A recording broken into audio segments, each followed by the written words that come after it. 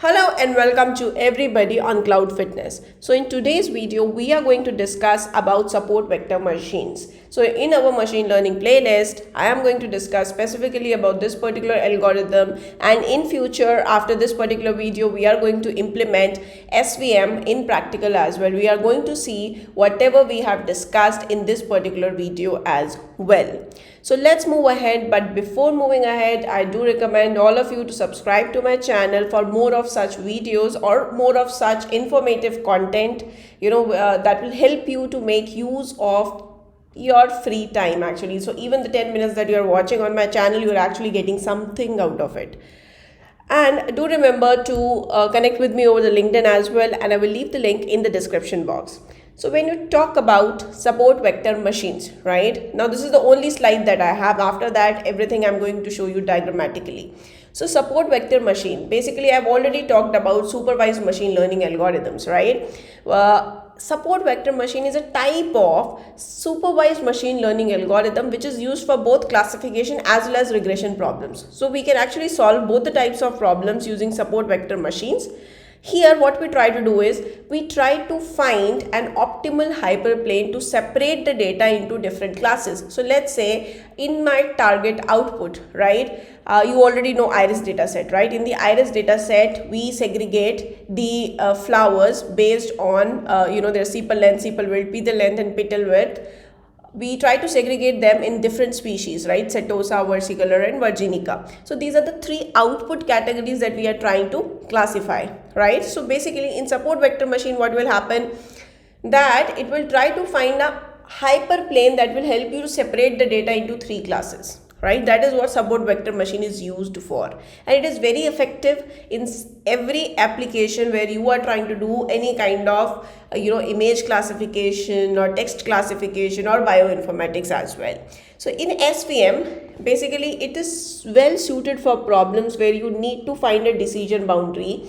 Basically wherever you want to make a decision whether this particular field belongs to this particular class or this particular class. So we basically create a decision boundary, and there is a margin plane as well which we try to maximize. We are going to see that right now. So key advantage of SVM, right? Now why do we use SVM? The reason is that it can handle high dimensional data. So even 2D, 3D, 4D, we can actually easily use SVM on high dimensional data. We will actually see that also on how we can actually use it. So it will be very helpful for you if you try to understand this SVM in detail. In case you're not able to understand it in one go, I do recommend watching the videos once or twice because it is a very important concept. So through this particular image that you see right now, okay, don't look at the optimization function at this point.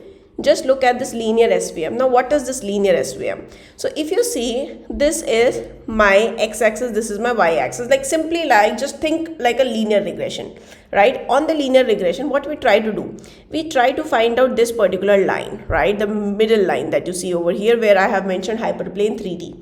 Right, so this is the y is equals to mx plus c line that we try to draw when we talk about linear regression, right? Now in case of linear SVM, what will happen, right?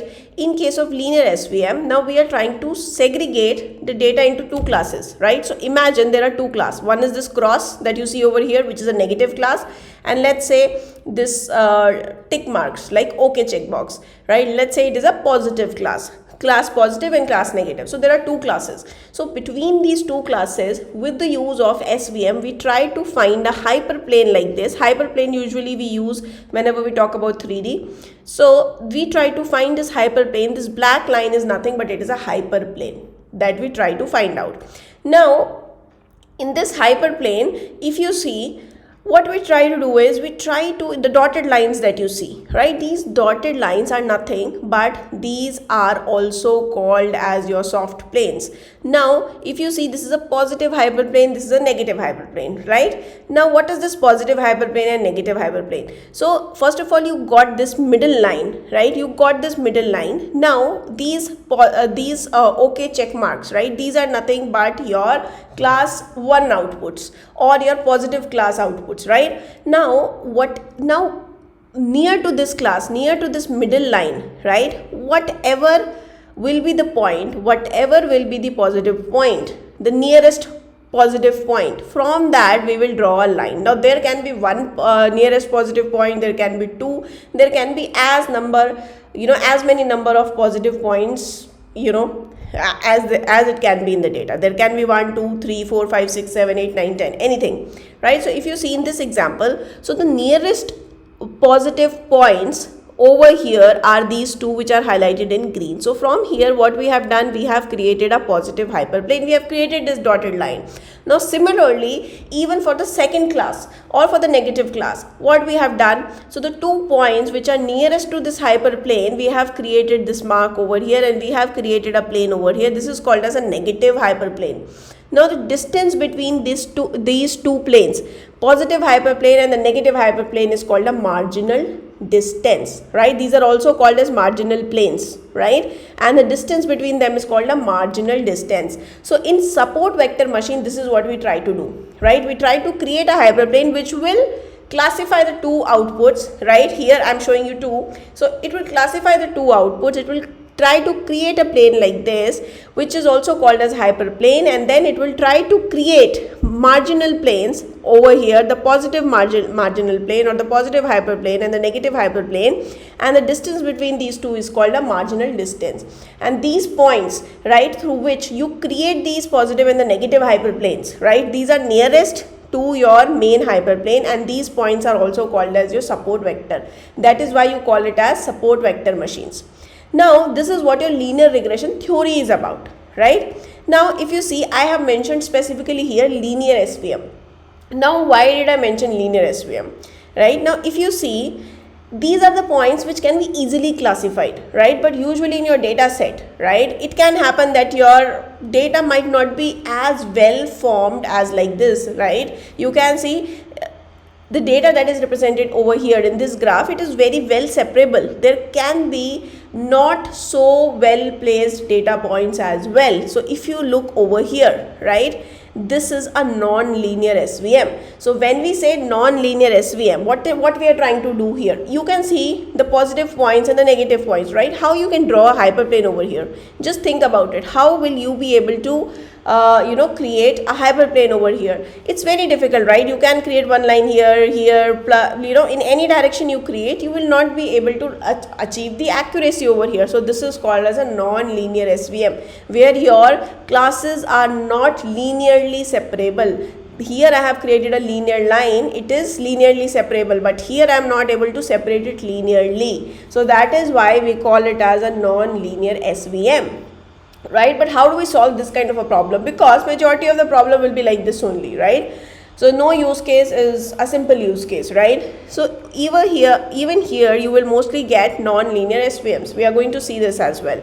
Now if you see this non-linear SVM, what happens over here is, using the SVM technique, right, using the SVM kernels, this technique is called as SVM kernel that I am talking about. So this is the data set, this is the input data set. By applying SVM kernels on top of this particular data set, what we try to do, we try to create a hyperplane over here. Now how do we create this hyperplane? Now you will see, from this 2D dimensional data, we create it into a higher dimension, right? If you see here, I have created one more axis, right, x, y, and like I have one more axis, right? Over here you just have a 2D data. From 2D data you go to a higher dimension of the data, and in the higher dimension you try to segregate it.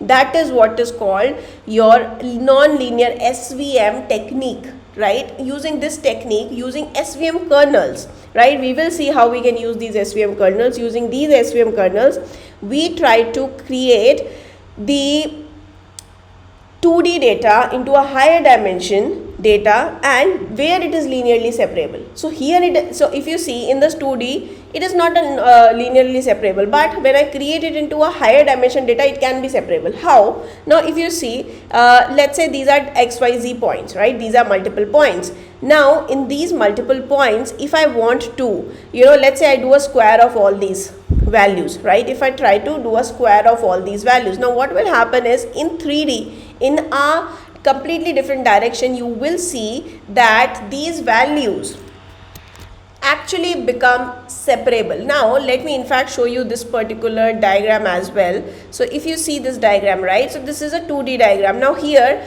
I cannot segregate between these red and the blue data points, right, but the moment I move it to a higher dimension, let's say I do a square of all these values, in this case what will happen is you will see that these becomes linearly separable. So you can see over here between the blue and between the green I can create a hyperplane. Now it will not be a line, right, here it will become a plane. So that is what is called as a hyperplane over here in the higher dimension. So here there is x1 and there is x2, and here again x1 x2, and then you create x3 as well. Now in the 3D space what will happen is it becomes linearly separable. So that is what is your SVM about. That is what your SVM actually tries to do. How does it do?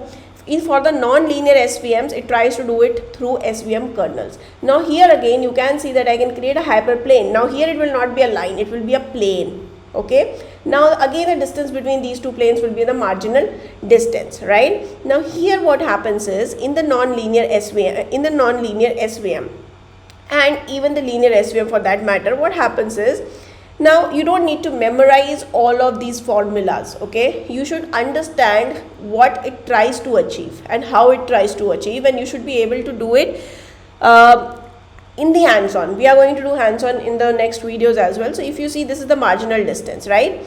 Now let's say there are 2 points, right, that for example, let me go over here.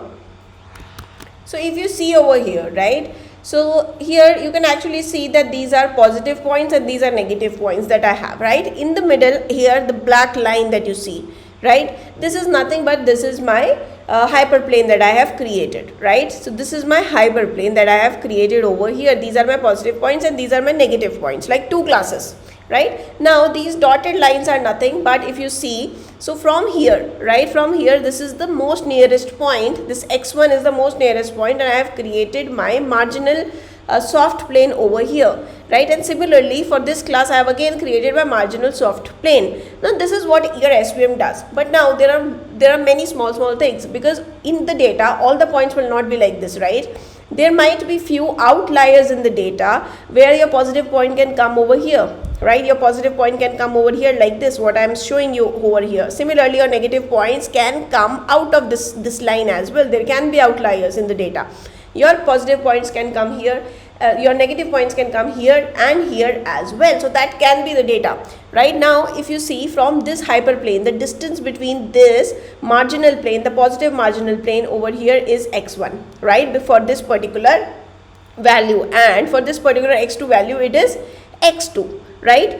Now if you see over here, and this is the intercept, right, b, the x-axis.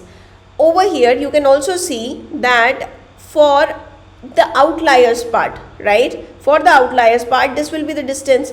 For this outlier, the positive outlier, this will be the distance from the marginal plane, highlighted in the green. Similarly, this particular positive point, the distance will be this distance, the green distance over here. Right now what happens is, now usually if you have already seen my linear regression, which is very important in order to even understand this, you can actually see that this line is nothing, this dotted line is nothing, it is nothing but y is equals to mx plus c, right? Now assume that the same thing is happening here. Now this can also be written, the same equation of your y is equals to mx plus c can also be written. The m becomes, you know, the transpose of w over here, let's say, and the x1 is your x point, right? Then this is your b, right? Now this is the line that I have written over here. Now this is the this line, if you see, this is above your hyperplane, right? This is above your hyperplane. I have written this line. Now the moment you go below the hyperplane, this is the again same equation, but if you see, it is again x2 over here because it is representing your negative data points. Now in SVM what we try to do, we try to basically maximize the distance between these two hyperplanes, right? So between these two soft marginal planes, these dotted lines, we try to maximize this. Right now when we try to maximize this distance, right, and when we talk about the formula that comes for SVM, that we generally try to do is the width, right? The width of this marginal distance, right, is nothing but 2 by W, right? Now this 2 by W, what exactly is this? So if you see the line that I showed you, right, what it was, wx2 plus b equal to 1 and wx1 plus b equal to minus 1. These were the two soft plane lines that we actually came up with in our hypothesis. Now when we try to subtract both of them, right, if you try to subtract these two equations, right, this is what you are going to get. And now the moment you get that, the final output becomes wx2 minus wx1 equal to 2. This is what you get. Right now with this, now this W always have a direction associated to it, because I have told you that this is not specifically for like we implement it for higher dimensions usually, so it always have a direction associated to it, right? So basically it becomes a vector. So W by W mod, it becomes a vector over here, and x2 minus x1, and this is 2 over here. So basically we divided it by this W to become, for it to become a vector, because it has a direction associated to it. So the width between the two hyperplane actually becomes 2 by W, which becomes the vector, right? Because that is the slope, right? Now the slope has a direction, right? W is nothing but the slope, right? Now just because it is a slope, it has to be associated with a particular direction when you are talking about more than a 2D space, right? So that is why we have divided it by W. Now basically the whole objective in SVM is basically to optimize this particular 2 by W mod, right? So basically this is what is your optimization function in SVM. So this is what we try to achieve in SVM. We try to maximize this distance, because more this distance is, the easier it becomes for any model to predict a particular value, right? To predict any particular class, right? So this is the optimization function. Now this is what we try to actually achieve over here. Now also remember that in this we can actually say that whether this is the optimization function. Now the opposite of it can be if you basically reverse this, right? W by 2, right? So we can also say that we want to minimize W by 2. So this is what we actually try to achieve in the SVM. But now here the pointers are that the one which I discussed as well just now, that what happens if, let's say, let me try to come back to this diagram that I showed you. Now what happens if, let's say, you guys have any outliers in the data that I showed over here. So this is an outlier in the data, right? So similarly, because it has come off this particular soft marginal plane, right? So this is an outlier, this is an outlier, this is an outlier, this is a positive outlier, that is a negative outlier. So what we usually try to do is, in this particular function that I have shown you at the top, what I have shown you at the top is 2 by W vector. Now this 2 by W vector, if you reverse it, you have to actually minimize it, right? So it's the same thing. Now whether it is 2 by W, maximize 2 by W vector, or minimize W by 2, it is the same thing, right? So I have written minimize W by 2 over here. Now imagine and remember that here I have divided it by 2, and I have also done the square. So this is nothing but this is coming from the derivative part. So if you try to find out the derivative, it will eventually lead out to the same thing. Now if you see over here I am trying to find the minimum value of this, plus I have added C plus summation of the errors over here. Now what is this error? So C is nothing but, C is called as the coefficient. It is also called as a hyperparameter that we have to tune with the SVM, right? Now the summation of error is what? This is nothing but this is the basically the distance that you have, right? So if you see, what is this distance of this particular outlier from this plane? This has some distance, right? Similarly, this one has some distance, this one has some distance. Similarly, this green one will have some distance, this green one will have a distance. So we try to sum up all these differences, and we try to get the mean value of these differences, the outliers. For the outliers, we try to find out the mean value of this difference, and we try to minimize it, because our whole idea is to even minimize this, right? So we actually find the mean value of it, and C is nothing but, C is the coefficient, and this coefficient is nothing but it is the number of outliers that your model can have.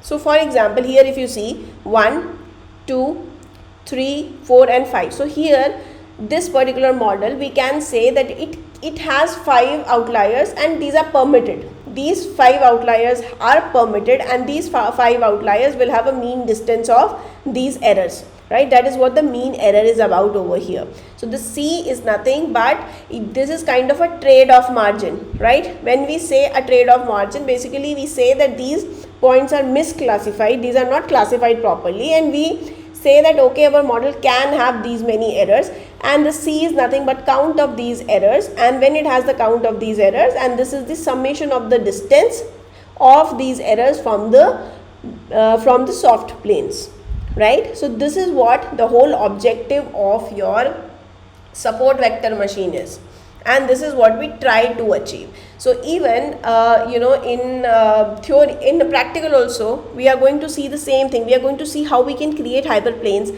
this particular hyperplane with the data, how we can create these soft marginal planes with the data, how we can find out this hyperparameter C, right? So these are the things that we try to achieve. We try to maximize this particular distance that we have already seen, that we want to maximize this particular difference. So the output of maximizing this particular difference is nothing but we have to maximize our 2 by W over here, right? We have to maximize 2 by W, and when we get this optimization function, we always have this condition, right? So now once we maximize this, now we can always say that whenever Wx plus b will be greater than 1, then everything belongs to class 1. Whenever Wx plus b is less than 1, it belongs to class 2. This is what we will always get, right? So if you see over here, right, you will always get that once you get this optimization function, this is something that we can assume, right? Everything to one side of the line